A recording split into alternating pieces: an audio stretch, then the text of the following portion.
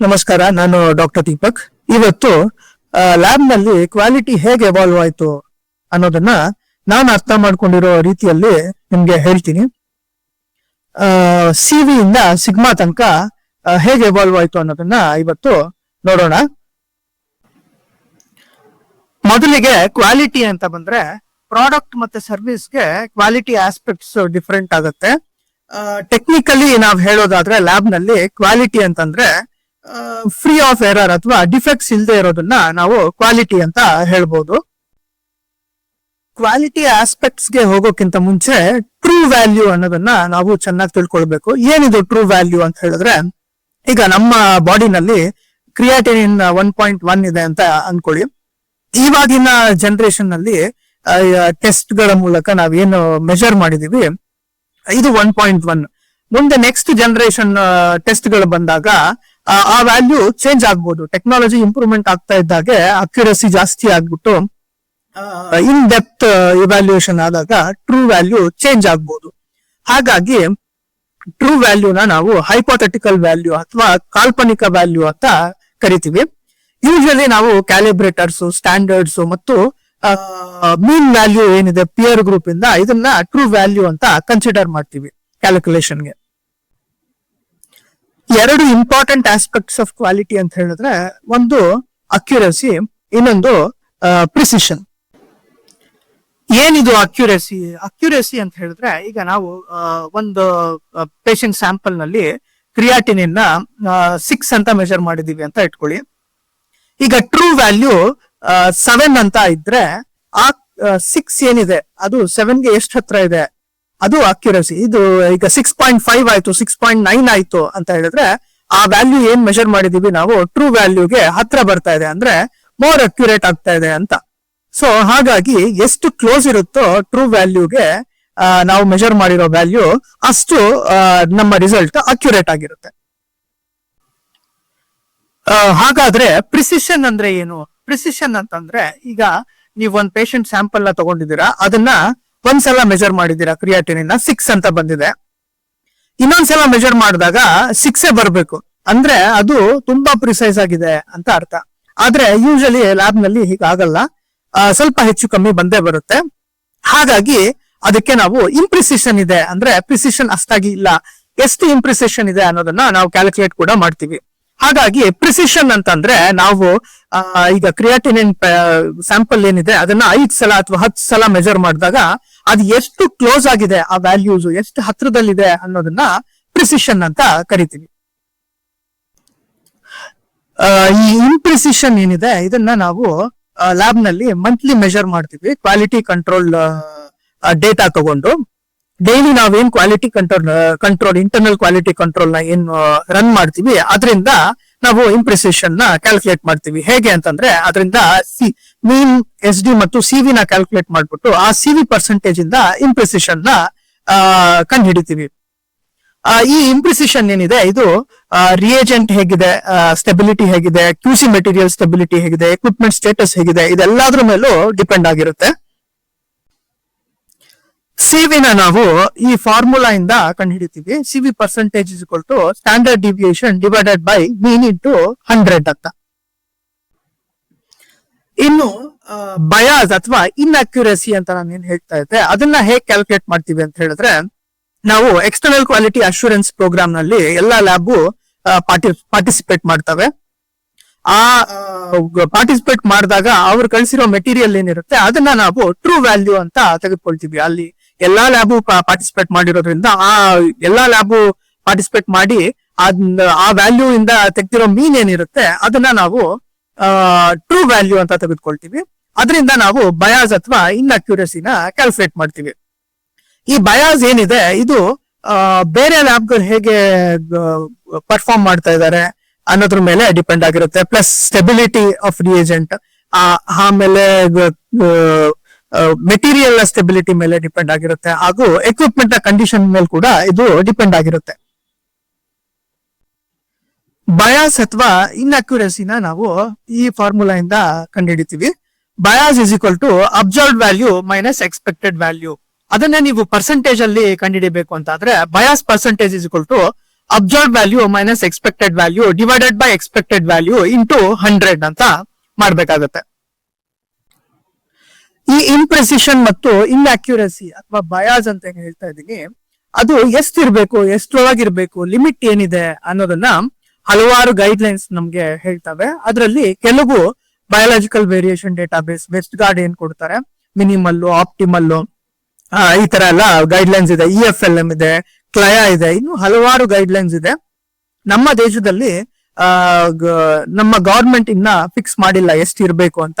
ನಾವು ಈ guide lines ಮೂಲಕ ನಾವು ಇದನ್ನ ನಮಗೆ ಯಾವ್ದು ಸೂಟಬಲ್ ಇದೆ ಅನ್ನೋದನ್ನ ನಾವು ತೆಗೆದುಕೊಳ್ಬಹುದು.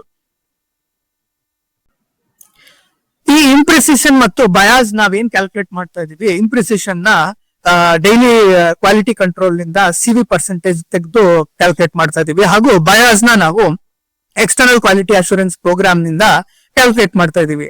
ಆದ್ರೆ ಯೋಚನೆ ಮಾಡಿದೀರಾ ನೀವು, ಇವೆರಡರಲ್ಲೂ ಈಗ ಬರೀ ನಾವ್ ಇಂಪ್ರಿಸಿಷನ್ ಕ್ಯಾಲ್ಕುಲೇಟ್ ಮಾಡಕ್ಕಾಗತ್ತಾ, ಬರೀ ಇನ್ಅಕ್ಯುರಸಿನ ಕ್ಯಾಲ್ಕುಲೇಟ್ ಮಾಡಕ್ಕಾಗತ್ತಾ?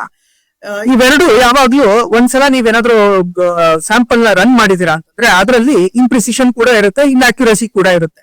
ಇದನ್ನ ಯಾವಾಗ್ಲೂ ಸಪರೇಟ್ ಮಾಡ್ಲಿಕ್ಕೆ ಆಗೋದಿಲ್ಲ.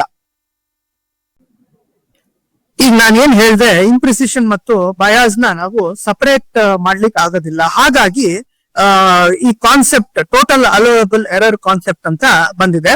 ಇದರಲ್ಲಿ ಏನ್ ಮಾಡ್ತಾರೆ ಅಂತ ಹೇಳಿದ್ರೆ, ಇಂಪ್ರಿಸಿಷನ್ ಮತ್ತು ಬಯಾಸ್ ನ ಸಪರೇಟ್ ಆಗಿ ಕ್ಯಾಲ್ಕುಲೇಟ್ ಮಾಡಲ್ಲ, ಇವೆರಡನ್ನೂ ಸೇರಿಸ್ಬಿಟ್ಟು ಟೋಟಲ್ ಅಲೋಯಬಲ್ ಎರರ್ ಅಂತ ಒಂದು ವ್ಯಾಲ್ಯೂ ಕೊಟ್ಬಿಟ್ಟು ಟೋಟಲ್ ಆಗಿ ಕ್ಯಾಲ್ಕುಲೇಟ್ ಮಾಡ್ತಾರೆ. ಈ ಟೋಟಲ್ ಅಲೋಯಬಲ್ ಎರರ್ ಕೂಡ ಎಷ್ಟಿರ್ಬೇಕು, ಎಷ್ಟರೊಳಗಿರ್ಬೇಕು ಅನ್ನೋದನ್ನ ಕೂಡ ಗೈಡ್ ಲೈನ್ಸ್ ಹೇಳ್ತವೆ. Same biological variation database West guard ಏನಿದೆ ಅದರಲ್ಲಿ ನಾವು ಈ ಟೋಟಲ್ ಅಲೋಯಬಲ್ ಎರರ್ ನ ತೆಗೆದುಕೊಳ್ಬಹುದು, EFLM ಇಂದ ತೆಗೆದುಕೊಳ್ಬಹುದು, ಕ್ಲಯಾ ಇಂದ ತೆಗೆದುಕೊಳ್ಬಹುದು. ಇನ್ನು ಹಲವಾರು ಗೈಡ್ ಲೈನ್ಸ್ ಈ ಟೋಟಲ್ ಅಲೋಯಬಲ್ ಎರರ್ ಮೇಲೆ ಇದೆ. ಇನ್ನು ಈ ಸಿಗ್ಮಾ ಮೆಟ್ರಿಕ್ಸ್ ಅಂತ ಎಲ್ಲರೂ ಸಿಗ್ಮಾ ಅಂತ ಮಾತಾಡ್ತಾರೆ, ಸಿಗ್ಮಾ ಅಂತೆಲ್ಲ ಮಾತಾಡ್ತಾರೆ. ಏನಿದು ಸಿಗ್ಮಾ ಮೆಟ್ರಿಕ್ಸ್ ಅಂತ ಹೇಳಿದ್ರೆ, ಸಿಗ್ಮಾ ಮೆಟ್ರಿಕ್ಸ್ ಒಂದು ಸ್ಟ್ಯಾಟಿಸ್ಟಿಕಲ್ ಟೂಲ್ ನಮ್ಮ ಪರ್ಫಾರ್ಮೆನ್ಸ್ ನ ಇಂಪ್ರೂವ್ ಮಾಡ್ಲಿಕ್ಕೆ. ಇದು ಫಸ್ಟ್ ಸ್ಟಾರ್ಟ್ ಆಗಿದ್ದು ಇಂಡಸ್ಟ್ರೀಸ್ ನಲ್ಲಿ ಫಸ್ಟ್ ಏನಾಗ್ತಾ ಇತ್ತು ಅಂತ ಹೇಳಿದ್ರೆ, ಈಗ ಯಾವ್ದೇ ಪ್ರಾಡಕ್ಟ್ ಮಾಡ್ಲಿ ಅದರಲ್ಲಿ ಡಿಫೆಕ್ಟ್ ಎಷ್ಟಿದೆ ಅಂತ ಏನ್ ಮಾಡ್ತಾ ಇದ್ರು, ಅದನ್ನ 100ಗೆ ಅಥವಾ 1000ಗೆ ಕ್ಯಾಲ್ಕುಲೇಟ್ ಮಾಡ್ತಾ ಇದ್ರು. ಇದಕ್ಕೆ ಪರ್ಫಾರ್ಮೆನ್ಸ್ ಇಂಪ್ರೂವ್ಮೆಂಟ್ ಗೆ ಅವ್ರು ಯಾರು ಯೋಚನೆ ಮಾಡ್ತಾ ಇರ್ಲಿಲ್ಲ, ಅದ್ರ ಬಗ್ಗೆ ಅಷ್ಟೊಂದು ತಲೆ ಕೆಡಿಸ್ಕೊಂಡಿರ್ಲಿಲ್ಲ. ಈಗ ಮೋಟರೋಲಾ ಕಂಪ್ನಿ ಬಂದಾಗ ಅವರು ಒಂದು ಹೊಸ ಟೂಲ್ ನ ಶುರು ಮಾಡಿದ್ರು, ಸಿಕ್ಸ್ ಸಿಗ್ಮಾ ಕಾನ್ಸೆಪ್ಟ್ ನ. ಏನ್ ಮಾಡಿದ್ರು ಅಂತ ಹೇಳಿದ್ರೆ, ಅವರು ಮಿಲಿಯನ್ಗೆ ಡಿಫೆಕ್ಟ್ಸ್ ಪರ್ ಮಿಲಿಯನ್ ಆಪರ್ಚುನಿಟೀಸ್ ಅಂತ ಹೇಳಿದ್ರೆ 1 ಮಿಲಿಯನ್ ಪ್ರಾಡಕ್ಟ್ಸ್ ನೀವೇನಾದ್ರೂ ಪ್ರೊಡ್ಯೂಸ್ ಮಾಡಿದ್ರೆ ಅದ್ರೊಳಗೆ ಎಷ್ಟು ಡಿಫೆಕ್ಟ್ ಇರಬೇಕು ಅಂತ ಅವರು ಒಂದು ಬೆಂಚ್ ಮಾರ್ಕ್ ನ ಸೆಟ್ ಮಾಡ್ತಾರೆ. ಅಂದ್ರೆ ಅವರ ಪ್ರಕಾರ 6 ಸಿಗ್ಮಾ ಅಂತ ಹೇಳಿದ್ರೆ 3.5 ಗಿಂತ ಕಡಿಮೆ ನಮ್ಮ ಡಿಫೆಕ್ಟ್ಸ್ ಇರ್ಬೇಕಂದ್ರೆ 1 ಮಿಲಿಯನ್ ಪ್ರಾಡಕ್ಟ್ಸ್ ನ ಪ್ರೊಡ್ಯೂಸ್ ಮಾಡಿದ್ರೆ 3.5 ಪ್ರಾಡಕ್ಟ್ಸ್ ಅದಕ್ಕಿಂತ ಕಡಿಮೆ ಡಿಫೆಕ್ಟ್ ಇರ್ಬೇಕು ಅದ್ರೊಳಗೆ. ಅದೇ ಕಾನ್ಸೆಪ್ಟ್ ನ ತಗೊಂಡ್ಬಿಟ್ಟು ನಮ್ಮ ಲ್ಯಾಬ್ ಗಳಲ್ಲಿ ಕೂಡ ಅಪ್ಲೈ ಮಾಡಿದ್ರೆ ನಾವು ಅದಕ್ಕೆ ಸಿಗ್ಮಾ ಮೆಟ್ರಿಕ್ಸ್ ಇನ್ ಲ್ಯಾಬ್ ಅಂತ ಕರಿತೀವಿ. ಏನು ಹೇಗೆ ಕ್ಯಾಲ್ಕುಲೇಟ್ ಮಾಡೋದು ಸಿಗ್ಮಾ ಲ್ಯಾಬ್ ಅಲ್ಲಿ ಅಂತ ಹೇಳಿದ್ರೆ, ಅದಕ್ಕೆ ಫಾರ್ಮುಲಾ ಇದೆ. ಇದು ಇಂಪ್ರಿಸಿಷನ್ ಮತ್ತು ಬಯಾಸ್ ಎರಡನ್ನು ತೆಗೆದುಕೊಳ್ಳುತ್ತೆ ಕ್ಯಾಲ್ಕುಲೇಟ್ ಮಾಡ್ಲಿಕ್ಕೆ. ಫಾರ್ಮುಲಾ ಏನು ಅಂತ ಹೇಳಿದ್ರೆ TEA minus bias divided by CV. ಈಗ ಸಿಗ್ಮಾ ಹೇಗೆ ಕ್ಯಾಲ್ಕುಲೇಟ್ ಮಾಡೋದು ಅಂತ ನೀವು ತಿಳ್ಕೊಂಡ್ರಿ. ಏನು ಆ ಸಿಗ್ಮಾ ನಂಬರ್ ಬಂದ್ರೆ ಏನ್ ಅದರ ಇಂಟರ್ಪ್ರಿಟೇಷನ್ ಏನು, ನಾವು ಹೇಗೆ ಯೂಸ್ ಮಾಡ್ಕೊಳ್ಬಹುದು ಆ ಸಿಗ್ಮಾನ ಅಂತ ನೋಡೋದಾದ್ರೆ, ಈಗ ಲ್ಯಾಬ್ ನಲ್ಲಿ ಕ್ಲಿನಿಕಲ್ ಯೂಸ್ಗೆ ನಾವ್ ಯಾವ್ದಾದ್ರು ಒಂದು ಆಸೆನ ಯೂಸ್ ಮಾಡ್ತಾ ಇದೀವಿ ಟೆಸ್ಟ್ ನ ಅಂತ ಹೇಳಿದ್ರೆ, ಅದರ ಮಿನಿಮಮ್ ಸಿಗ್ಮಾ ಏನಿದೆ ಅದು 3 ಇರಬೇಕು ಅಂತ ಹೇಳ್ತಾರೆ. 3 ಇಲ್ಲ ಅಂತ ಹೇಳಿದ್ರೆ ಅದಕ್ಕೆ ಹಲವಾರು ಚೆಕ್ಸ್ ಅಂಡ್ ಬ್ಯಾಲೆನ್ಸಸ್ ನ ನಾವು ಶುರು ಮಾಡ್ಬೇಕಾಗತ್ತೆ. 4 ಏನಿದೆ, ಈ 4 ನ ನಾವು ಅಕ್ಸೆಪ್ಟಬಲ್ ಸಿಗ್ಮಾ ಅಂತ ಕನ್ಸಿಡರ್ ಮಾಡ್ತೀವಿ. ಇದ್ರಕ್ಕಿಂತ ಮೇಲೆ ಜಾಸ್ತಿ ಇದ್ರೆ, ನಿಮ್ಗೆ ಎಷ್ಟು ಜಾಸ್ತಿ ಇರುತ್ತೋ ಸಿಗ್ಮಾ ಅಷ್ಟು ಒಳ್ಳೇದು. ನಾವ್ ಹೇಗೆ ಯೂಸ್ ಮಾಡ್ಕೊಳ್ಬಹುದು ಈ ಸಿಗ್ಮಾನ ಅಂತ ಹೇಳಿದ್ರೆ, ಇದರಲ್ಲಿ ಹಲವಾರು ಪೇಪರ್ಸ್ ಗಳಿದೆ. ನಾವೇನ್ ಡೈಲಿ ಕಂಟ್ರೋಲ್ ಕ್ವಾಲಿಟಿ ಕಂಟ್ರೋಲ್ ನ ಯೂಸ್ ಮಾಡ್ತೀವಿ ಅದು ನಾವು ನಮ್ಮ ಸಿಗ್ಮಾ ಮೇಲೆ ಬೇಸ್ ಮಾಡಬಹುದು. ಈಗ 6 ಸಿಗ್ಮಾಕ್ಕಿಂತ ಜಾಸ್ತಿ ಇದ್ರೆ ನಮ್ಮ ಆಸೆಗೆ ನಾವು ನಮ್ಮ ಕ್ವಾಲಿಟಿ ಕಂಟ್ರೋಲ್ ಏನಿದೆ ಅದನ್ನ ಎಷ್ಟು 2 ಸಲ ರನ್ ಮಾಡಿದ್ರೆ ಸಾಕಾಗತ್ತೆ. ಪ್ಲಸ್ 1 3S ಏನು ವೆಸ್ಟ್ ಗಾರ್ಡ್ ರೂಲ್ ಇದೆ ಅದನ್ನ ಮಾತ್ರ ಯೂಸ್ ಮಾಡಬಹುದು. ಮಿಕ್ಕಿದ ಅದಕ್ಕಿಂತ ಕಡಿಮೆ ಇತ್ತು ಅಂತ ಹೇಳಿದ್ರೆ ನೀವು QC ನ ರನ್ ನ ಫ್ರೀಕ್ವೆನ್ಸಿ ಇನ್ಕ್ರೀಸ್ ಮಾಡ್ಬೇಕಾಗತ್ತೆ, ಹಾಗೂ ಈ ವೆಸ್ಟ್ ಗಾರ್ಡ್ ರೂಲ್ಸ್ ಏನಿದೆ ಅದು ಮಲ್ಟಿ ರೂಲ್ ನ ಅಪ್ಲೈ ಮಾಡ್ಬೇಕಾಗತ್ತೆ. ಈಗ ಸಿಗ್ಮಾ ಕ್ಯಾಲ್ಕುಲೇಟ್ ಮಾಡಿದೀರಾ, ನಿಮ್ಮ ಸಿಗ್ಮಾ ಅಕಸ್ಮಾತ್ 4 ಗಿಂತ ಕಡಿಮೆ ಇದೆ ಅಂತ ಇಟ್ಕೊಳ್ಳಿ. ಆವಾಗ ನೀವು ಸಿಗ್ಮಾನ ಹೇಗೆ ಇಂಪ್ರೂವ್ ಮಾಡ್ತೀರಾ, ಇದಕ್ಕೆ ಏನ್ ಕಾರಣ, ರೂಟ್ ಕಾಸ್ ಏನು ಅಂತ ನೋಡೋದಾದ್ರೆ ನಾವು ಕ್ವಾಲಿಟಿ ಗೋಲ್ ಇಂಡೆಕ್ಸ್ ಅಂತ ಕ್ಯಾಲ್ಕುಲೇಟ್ ಮಾಡ್ತೀವಿ. ಏನ್ ಹೇಳುತ್ತೆ ಕ್ವಾಲಿಟಿ ಗೋಲ್ ಇಂಡೆಕ್ಸ್ ಅಂತ ಹೇಳಿದ್ರೆ ಅದರ ಫಾರ್ಮುಲಾ ಅಲ್ಲಿದೆ. Quality goal index is equal to bias divided by 1 times CV ಅಂತ. ಇದರಿಂದ ಏನ್ ಗೊತ್ತಾಗುತ್ತೆ ಅಂತ ಹೇಳಿದ್ರೆ ನಾವು ಕ್ಯಾಲ್ಕುಲೇಟ್ ಮಾಡಿದಾಗ ಕ್ವಾಲಿಟಿ ಗೋಲ್ ಇಂಡೆಕ್ಸ್ ಏನಿದೆ ಅದು ಲೆಸ್ ದನ್ 0.8 ಇತ್ತು ಅಂತ ಹೇಳಿದ್ರೆ ಪ್ರಾಬ್ಲಮ್ ಇಂಪ್ರಿಸಿಷನ್ ನಲ್ಲಿ ಇದೆ ಅಂತ ಅರ್ಥ. ಪ್ರಿಸಿಷನ್ ಸರಿಗಿಲ್ಲ, ಅದನ್ನ ಇಂಪ್ರೂವ್ಮೆಂಟ್ ಮಾಡಬೇಕು ಅಂತ ಅರ್ಥ. ನಿಮ್ಮ QGI ಮೋರ್ ದನ್ 1.2 ಇತ್ತು ಅಂತ ಹೇಳಿದ್ರೆ ಇನ್ಅಕ್ಯುರಸಿ ಜಾಸ್ತಿ ಇದೆ, ಅಂದ್ರೆ ನಿಮ್ದು ಏನಿದೆ ಎಕ್ಸ್ಟರ್ನಲ್ ಕ್ವಾಲಿಟಿ ಅಶ್ಯೂರೆನ್ಸ್ ಪ್ರೋಗ್ರಾಮ್ ನಲ್ಲಿ ನಿಮ್ಮ ಪರ್ಫಾರ್ಮೆನ್ಸ್ ಚೆನ್ನಾಗಿಲ್ಲ ಅಂತ ಗೊತ್ತಾಗುತ್ತೆ. 0.8 ನಿಂದ 1.2 ಇತ್ತು ಅಂತ ಹೇಳಿದ್ರೆ ನಿಮ್ಮ ಪರ್ಫಾರ್ಮೆನ್ಸ್ ಕಡಿಮೆ ಇರೋದಕ್ಕೆ ಬೋತ್ ಇಂಪ್ರಿಸಿಷನ್ ಮತ್ತು ಇನ್ಅಕ್ಯುರಸಿ ಕಾರಣ ಅಂತ ಇದು ತಿಳಿಸ್ಕೊಡುತ್ತೆ ಕ್ವಾಲಿಟಿ ಗೋಲ್ ಇಂಡೆಕ್ಸ್. ಈಗ ನಾವು ಹೇಗೆ ಇಂಪ್ರೂವ್ ಮಾಡಬಹುದು ನಮ್ಮ ಇನ್ಅಕ್ಯುರಸಿ ಮತ್ತು ಇಂಪ್ರಿಸಿಷನ್ ಅಂತ ಹೇಳಿದ್ರೆ, ಒಂದು ರಿಯೇಜೆಂಟ್ ಮತ್ತು ಕಂಟ್ರೋಲ್ ನ ಸ್ಟೆಬಿಲಿಟಿ ಏನಿದೆ ಅದನ್ನ ಚೆನ್ನಾಗಿ ಮೇಂಟೈನ್ ಮಾಡಬೇಕು. ಒಳ್ಳೆ ರಿಯೇಜೆಂಟ್ಸ್ ಮತ್ತು ಒಳ್ಳೆ ಪರ್ಫಾರ್ಮ್ ಮಾಡುವಂತ ರಿಯೇಜೆಂಟ್ಸ್ ನ ನಾವು ಕ್ವಾಲಿಟಿ ರಿಯೇಜೆಂಟ್ಸ್ ನ ನಾವು ಪರ್ಚೇಸ್ ಮಾಡಬೇಕು ಮತ್ತು ಅದನ್ನ ಟೆಂಪರೇಚರ್ ನ ಸರಿಯಾಗಿ ಮೇಂಟೈನ್ ಮಾಡಬೇಕು. ಎಕ್ವಿಪ್ಮೆಂಟ್ ಮೇಂಟೆನೆನ್ಸ್ ಚೆನ್ನಾಗಿ ಮಾಡಬೇಕು. ಕ್ಯಾಲಿಬ್ರೇಷನ್ಸ್ ಏನಿದೆ ಅದನ್ನ ಸರಿಯಾಗಿ ಮಾಡಬೇಕು, ಸರಿಯಾಗಿ ಮೇಂಟೈನ್ ಮಾಡಬೇಕು. ಹಾಗೂ ನಮ್ಮ ರೇಂಜಸ್ ಏನಿದೆ ಕ್ವಾಲಿಟಿ ಕಂಟ್ರೋಲ್ ರೇಂಜಸ್ ನ ನಾವು ನ್ಯಾರೋ ರೇಂಜ್ ಕೂಡ ನಾವು ಸೆಟ್ ಮಾಡಬಹುದು. ಇಂಪ್ರೆಸಿಷನ್ ನ ಇಂಪ್ರೂವ್ ಮಾಡ್ಲಿಕ್ಕೆ ಕ್ವಾಲಿಟಿ ಕಂಟ್ರೋಲ್ ರೇಂಜ್ ನ ನ್ಯಾರೋ ಆಗಿ ಸೆಟ್ ಮಾಡಬಹುದು ಅಂತ ಹೇಳಿದೆ. ಹೇಗೆ ಸೆಟ್ ಮಾಡೋದು, ಎಷ್ಟಿರ್ಬೇಕು ಅಂತ ಗೊತ್ತಾಗೋದು ಹೇಗೆ ಅಂತ ಹೇಳಿದ್ರೆ, ನಾವು ಯೂಶಲಿ ಏನ್ ಮಾಡ್ತೀವಿ ಲ್ಯಾಬ್ ನಲ್ಲಿ ಕ್ವಾಲಿಟಿ ಕಂಟ್ರೋಲ್ ಏನಿದೆ ಮೆಟೀರಿಯಲ್ ಅದನ್ನ 20 ಟೈಮ್ಸ್ ರನ್ ಮಾಡಿ ಮೀನ್ ಮತ್ತು SD ಕ್ಯಾಲ್ಕುಲೇಟ್ ಮಾಡಿ ಆ SD ಏನ್ ಬಂದಿದೆ ಅದ್ರ ಪ್ರಕಾರ ನಾವು ರೇಂಜಸ್ ನ ಕ್ಯಾಲ್ಕುಲೇಟ್ ಮಾಡ್ತೀವಿ. ಈಗ ಇಲ್ಲಿ ನಾವ್ ಏನ್ ಮಾಡ್ಬೇಕು ಇದನ್ನ ಅಂತ ಹೇಳಿದ್ರೆ, ನಾವು ನಾನ್ ನಿಮ್ಗೆ ಆವಾಗ್ಲೇ ಹೇಳಿದೆ ಇಂಪ್ರೆಸಿಷನ್ಸ್ ಗೆ ಹಲವಾರು ಗೈಡ್ ಲೈನ್ಸ್ ಇದೆ ಎಷ್ಟಿರ್ಬೇಕು ಅಂತ ಹೇಳ್ಬಿಟ್ಟು.